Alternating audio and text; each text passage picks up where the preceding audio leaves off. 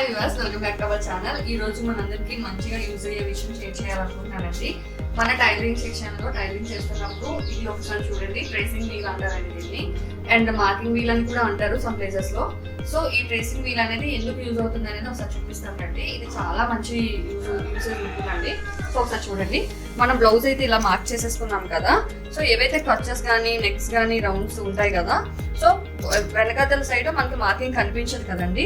అలా కనిపించలేనప్పుడు ఈ tracing wheel తో మనం ఎక్కడైతే మార్కింగ్ చేసుకున్నామో ఇలా మనం లైన్ ప్రెస్ చేస్తే గనక కిందనున్న పార్ట్ కి మనకి లైన్ అనేది పడిపోతుందండి. ఒకసారి చూడండి. సో ఇలా లైన్ పడుతుంది అనమాట. సో మనకి ఈజీగా మార్కింగ్ చాక్ తో బ్యాక్ సైడ్ కూడా మనం ఇలా మార్క్ చేసేసుకోవచ్చు. ఓకేనా అండి. సో దీని యొక్క యూజెస్ అనేది ఇదనమాట. మీ అందరికీ యూస్ఫుల్ అనుకుంటున్నాను. సో మరిన్ని ఇలాంటి అప్డేట్స్ ఇన్ఫర్మేషన్ కోసం మన ఛానల్ ఫాలో అయిపోండి. Bye friends.